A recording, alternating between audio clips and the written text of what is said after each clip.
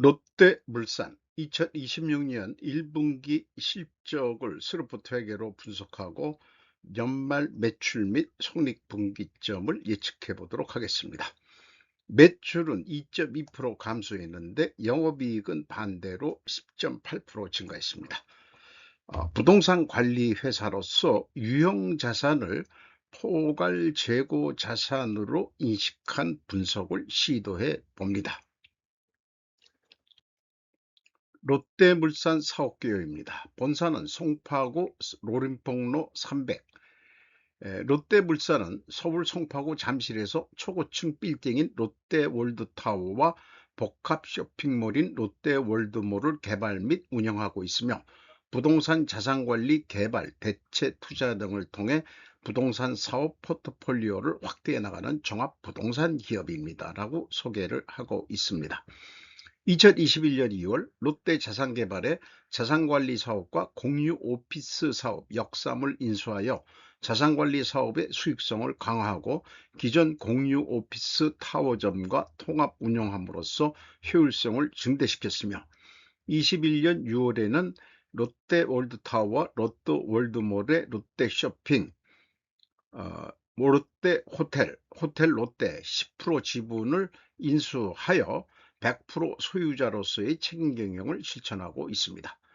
2022년 7월에는 베트남의 초고층 빌딩인 롯데센터 하노이를 소유한 코랄리스 지분 77.2%를 인수하고 8월에는 롯데 프로퍼티 앤드 디벨롭먼트 베트남 법인을 설립하는 등 해외 사업도 적극적으로 확장해 나가고 있습니다. 뉴스에 이 석촌호수에서 수영하는 그런 행사가 있었습니다. 장재훈 롯데물산 대표이사는 지속적인 수질 개선을 거쳐 청정해진 석촌호수에서 펼쳐지는 롯데 아쿠아슬로는 이제 환경과 도심의 조화를 상징하는 이색 스포츠 대회로 자리매김했다고 하는 뉴스의 기사를 가져왔습니다. 비상장 기업이죠.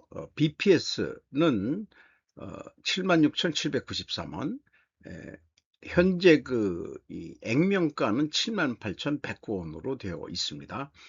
5% 이상 주주 롯데홀딩스가 60.1%, 일본에 있고요. 호텔 롯데가 32.83% 지분을 가지고 있고 L제삼투자회사 5.25% 있는데 이것도 소재지는 일본에 있는 거로 소개하고 있습니다. 스루풋 회계로 분석한 결과입니다. 매출은 1,020억 원으로 2.2% 감소했습니다. 그런데 매출에 변동하는 매출 재료비를 부동산 회사이기 때문에 지급 수수료를 변동비로 받습니다.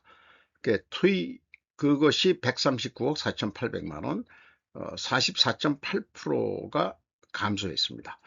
그 매출 감소율하고 갭이 42.6%이기 때문에 저는 여기서 지급 수수료가 많이 하락했다. 또는 이게 주로 임대 매출이 많거든요. 임대 매출, 임대료가 상승을 했다. 이렇게도 볼 수 있겠습니다. 운영 경비는 2.8% 줄였네요. 그래서 TOE 생산성이 2.45면은 2가 넘어가면 제조업에서는 꿈 같은 그런 수준이죠. 영업이익 521억 원, 23.9% 증가했습니다. 원가 회계 영업이익보다는 103억 원이 더 많은 수치입니다. 유형자산의 규모가 5조 8천억으로 되어 있습니다. 추가 5조 7천억인데 추가 차이 여기 취득한 것들이 있는 것 같습니다. 그래서 이 유형자산 회전율은 좀 떨어졌습니다. 재고자산 내역인데요. 2026년에는 그 재고자산이 완전히 없어졌습니다. 종전에는 완성 건물 및 미완성 건물인데 867억 있었는데 2026년에 와서 다 분양이 된 것 같습니다. 됐습니다. 유용자산 148억 3,800만 원 감소했습니다. 연말보다. 요것은 그 유용자산은 감가상각비에 의해서 계속 가치를 감소시켜 나가죠. 어, 포괄 재고자산이라고 인식을 하지만은 재고자산은 판매를 하는 거고 유용자산은 그걸 이용해서 돈을 버는 거죠. 그 차이점이 있긴 있습니다. 비성분 내역입니다. 어, 지급 수수료를 그 매출 변동비로 받습니다. AB를 더한 MC 매출원가 재료비 242억 원으로 17.6% 감소했고 운영경비 2.8% 감소했습니다. 운영경비 360억에서 판매관리비 149억 원을 뺀 211원이 현장 운영경비가 되겠습니다. 69.2%로 16.6%가 상승해 버렸고 여기서의 재료 비율은 지급 수수료로서 16.6%가 하락했습니다. 여기서도 지급 수수료율이 하락했다라고 2차 추론을 해볼 수 있겠습니다. 재고자산의 변동 범위 기준인데 2026년 1분기는 재고자산이 없지만은 A 재고자산의 변동은 재고자산 명세에 의해서 61억 1,600만 원이 증가했었죠. 그런데 이것이 비성분에서는 마이너스로 표현돼야 되는데 마이너스도 아닙니다. 59억 2,400만 원인데 그럼 갭이 120억 4천만 원이나 됩니다. 아무리 생각을 해봐도 1분기 재고자산 2025년 1분기 재고자산 변동액은 마이너스로 표시돼야 할 것이 플러스 오류로 낸 것으로 추정이 됩니다. 그래서 이걸 마이너스로 표현한다면은 1억 9,200만 원 차이가 나도 이 정도는 돼야 되지 않지. 이게 이것 때문에 120억이면은 이거는 매출원가를 늘려가지고 영업이익이 적게 나오게 의도적으로 법인세 작게 내려고 했다라는 의구심을 가질 수가 있죠. PQ총 뭐 제조비용이라고 그냥 그 제조업 용어로 그냥 쓰겠습니다. 동일한 차이가 납니다. 그리고 현금흐름표 기준에서는 현금흐름 주식이 없어서 검증이 불가능합니다. 어, 원가회계구의 영업이익 차이 102억 7,300만 원은 이 유형자산의 그 감소액에서 그 현장 운영 비용을 곱하면은 차이가 입증이 되겠습니다.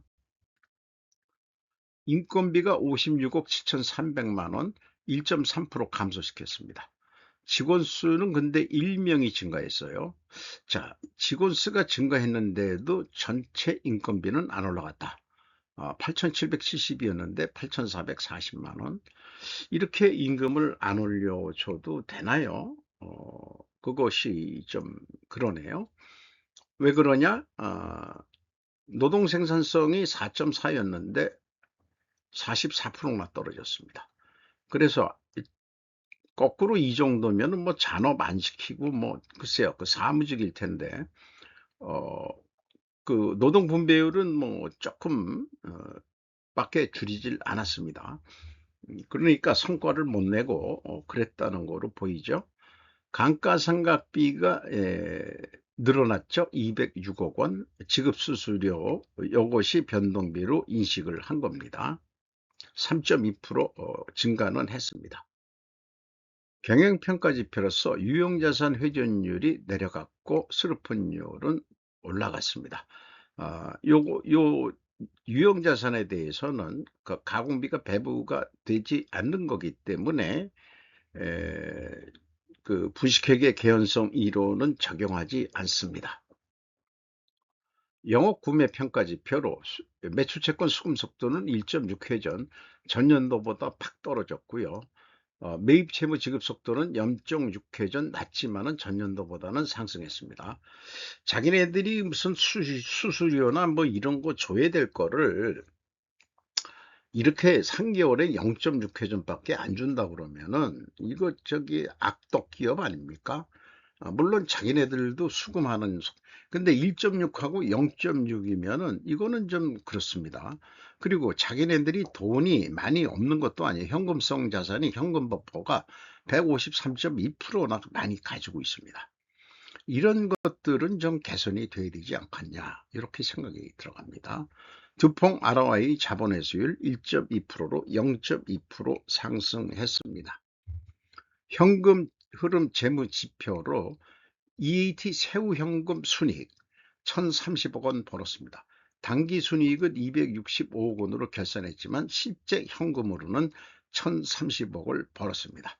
두 번째, 영업활동으로 들어온 현금 유입액은 1,344억 원, 최종 2,613억 원의 현금이 유입이 됐습니다. 그렇게 들어온 돈으로 채권자한테 2,871억 원을 갚아가지고 이자부채 레버리지율은 33.9%로 내려갔습니다.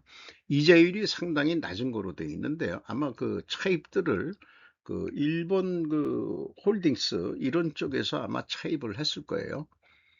국내은행 이런 데서는 차입을 안 했을 것 같습니다. 주주 자유현금으로는 112억 7,500만 원 이익배당액에 해당됩니다. 납입자본 성장률 21.4로 0.1포인트 상승했고 이익잉여금률 1535.9%로 약간 상승했습니다. 1분기 실적을 토대로 연말 매출액을 예측해 봅니다. 운영경비하고 영업이익을 1 더하기 300% 해가지고 스르픈율로 나누면은 4,082억 원이 예상이 됩니다. 2025년도도 똑같은 방법으로 제가 예측을 했다면은 실제 결과하고는 제가 1.2% 낮게 예측한 꼴이 됩니다. 그러니까 이것은 건설 부동산 관리로서 임대료 수입이 주종이다 보니까 뭐라 그럴까요? 계절적 수요 뭐 이런 것들은 없고 문제는 이제 공실률 이런 거가 이제 문제가 되겠죠. 어, 그래서 요걸 감안해서 이 실행 계획을 세워보기 전에 전년도 손익분기점은 5.6월입니다. 그리고 올해는 4.9월에 일찍 도달할 것 같습니다. 그러니까 4월 말 4개월이 딱 지나면은 그 다음부터 들어오는 수입은 다 남는 거다.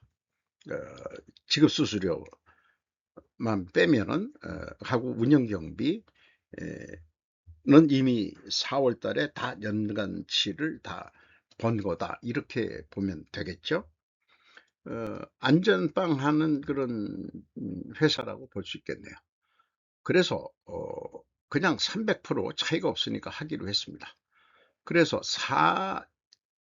이거를 판매 단가로 하죠. 그 롯데 월드타워 1평방미터 40만 원이면 엄청 싸겠죠. 막 그렇다고 가정하면은 40만 원의 임대를 주면 20만 원 남습니다. 그리고 매출 달성 시기도 11.8월이면 끝나고 4.9월이면 손익분기점이고 요거를 조금 그 유형자산 회전율을 올린다는 것은 임대료를 결국 조금 올린다는 얘기 아니면은 공실이 돼 있는 것을 그 추가 그 롯데월드타워에도 그 공실률이 있지 않을까요? 너무 비싸가지고 어쨌든 5.9% 공실된 것을 좀 충당했다고 보고 그래서 매출이 4,234억 원이 된다면은 뭐 운영경비가 증가하더라도 2,174억 원 영업이익이 증가할 것으로 그렇게 사업 계획을 세워볼 수 있겠습니다. 원가 회계상으로 저기 임대 들어가는 사람이 거기에 호텔급 그 숙소도 있다는 얘기를 들었어요. 그 임대료 요게 1평이 아니고 요게 1평방미터 한 60평짜리나 뭐 이런 럭셔리한 그 뷰를 볼 수 있는 그런 층에 그 안에 그 호텔급 이 주택도 있다고 얘기를 들었는데 브릭다운에서 견적을 내줬어요. 들어온 유명 연예인이 있어가지고 그렇게 상상을 해봅니다. 우리가 이 지급수수료 나가는 게 있고, 그 현장 운영 비용이 있고, 그래서 18만 2천 원 들어가고, 또 판매 관리비가 또 들어갑니다. 그래서 우리가 한 17만 원은 그래도 해야 이 경비 다 쓰고 그럴 수 있는 거예요. 그러니까 41만 2천 원 합시다. 그래서 요즘 제가 형편이 안 좋아서 40만 원 하자. 스루풋 관점에서는 40만 원 된다는데 이래 가지고 계약을 했다. 그러면은 이제 의도된 것보다는 영업이익이 좀 적게 나오겠죠.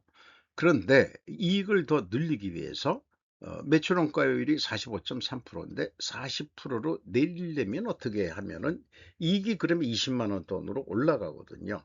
스루풋은 20만 원 돈 나오는데 이게 뭔 일이려니. 그래서 이런 회사야말로 문가 회계를 할 필요가 없어요. 그러니까 이렇게 할 수밖에 없겠죠. 매출 원가를 내려야 흑자로 된다면 임대료를 올려야 할 것이냐 아니면은 오일을 극단적으로 줄일 것이냐. 2025년도 1분기는 오일을 좀 줄인 것 같단 말이에요. 인건비도 안 올려주고 지급수수료도 거꾸로 내린 것 같고 그렇습니다. 어, 임대료를 올리기도 어렵다. 요즘 경기가 안 좋다. 그래서 단가 추이는 안 됐지만 공실률 없다고 가정하면은 이게 단가 추이로 해석해도 그만일 것입니다.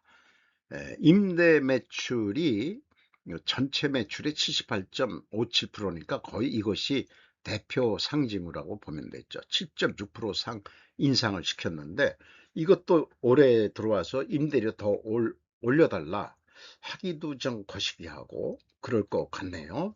어쨌든 원가 회계를 벗어나서 이익 계산을 하시기 바랍니다. 그래야 되지 않을까 싶어요. 자본주의인의 노동가치설 공산주의 원가 회계를 쓰레기통에 쳐박고 코리아 회계로 독립하시기 바랍니다. 저는 스루풋 회계를 코리아 고려 회계라고 칭하기로 했습니다.